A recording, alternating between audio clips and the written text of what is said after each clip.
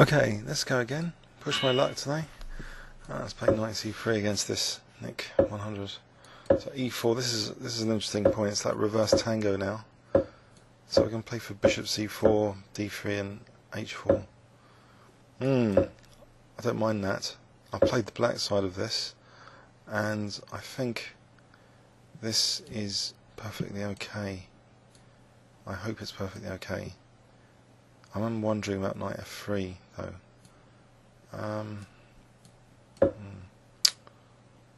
It's going to force my knight to go backwards. Yes. I've got a passive position. I think I might have. What am I doing? What about knight h3 to gain a tempo on the queen? Maybe knight g5 or knight f4.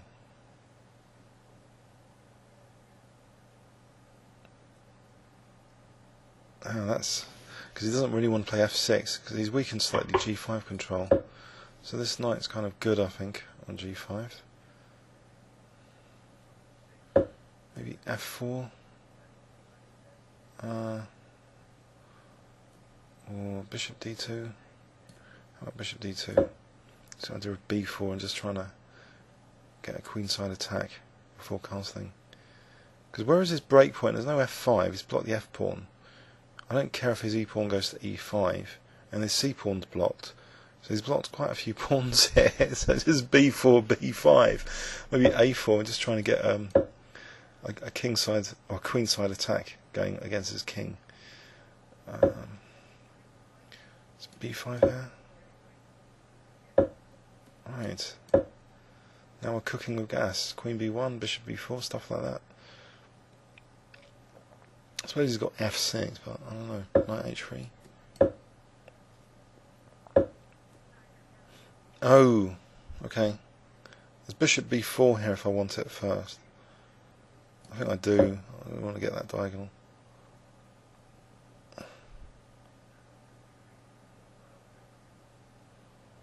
Well, I suppose knight h3 to f2 to protect h4 if needed. Where's his queen going to go though? d7. If it goes to d7, knight h3.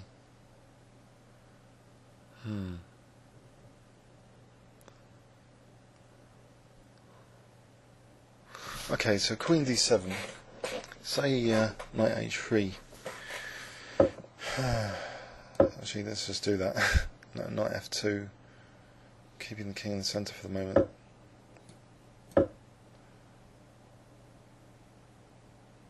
Do I want to play knight g3 to e2 to get this knight out of the way, or knight d2 to c4, or even knight takes e3 here? If I take knight d1,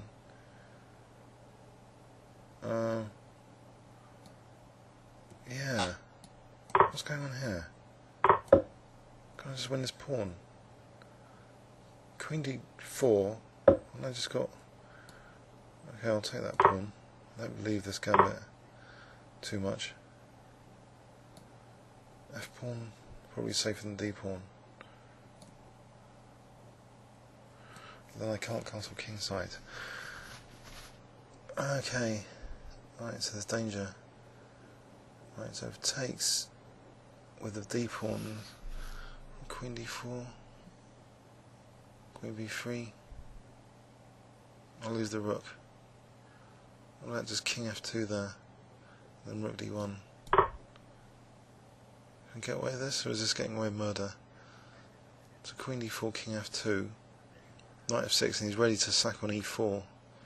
So Rook d1, Knight e4 takes, he's playing Rook f8. So maybe King e2 is safer, so that Knight e4 is not with a tempo against my king. We'll just castling here. I'll just castle here.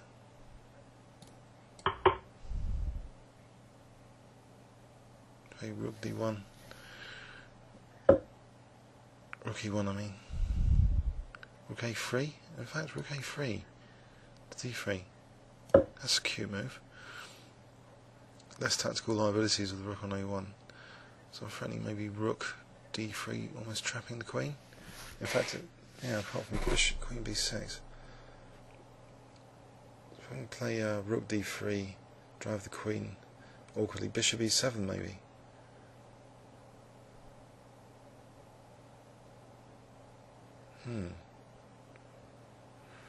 Bishop e7.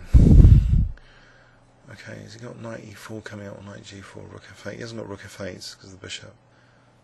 So he's been a bit positionally, well, in trouble because of this knight still on the back row. The threat of rook d3. Does the queen really want to go back? Because then rook d3 and rook d1 are starting to dominate the d-file.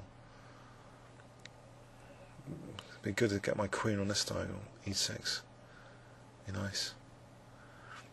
I'm going to go queen a2 actually, just for queen e6. Queen a2, knight d7.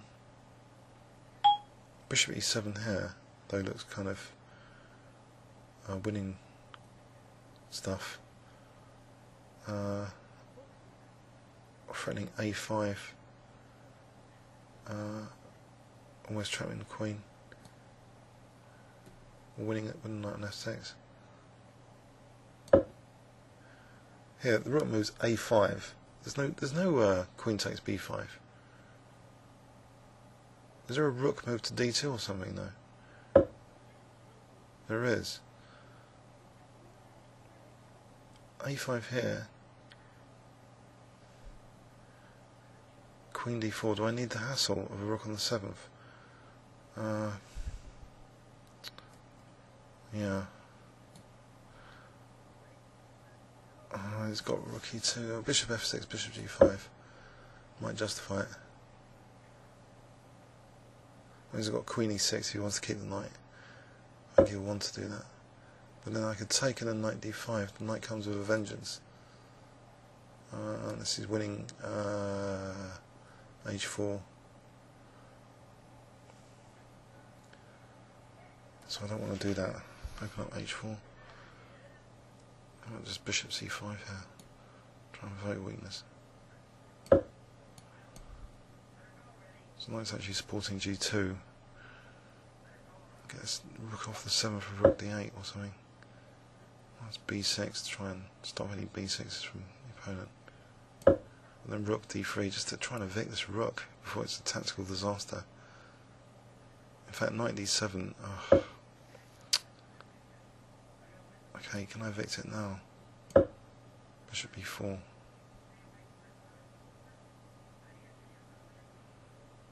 Actually, b takes c might be good as well.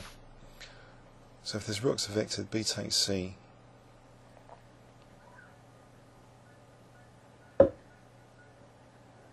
Bishop c3 any good?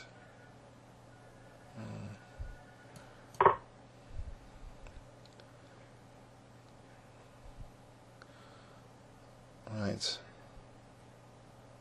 Let's think about this. A lot of the counterplay issues have been resolved. What about bishop c3 now? Maybe rook b3 to get some coordination with rook and queen as well. That's a pretty good move, rook b3. So get the opponent on the defensive a little bit. Rook b4 now. Rook b6. Rook b4. For knight c4 now. I believe that. I'll take that. It's opening up lines. We've got knight c4. So queen c4 now. Knight c4. Looks good. Attacking e5, b6, getting a5 maybe. And he's only got like 10 seconds. This is a disaster, I think, for black. Because and there's queen a5 for a start. I'll put that question up straight away. Now knight takes e5. Knight takes, queen takes c5.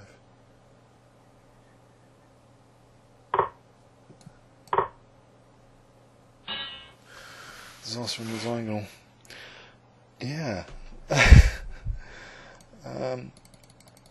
Having a bit of a lucky day today. Strange.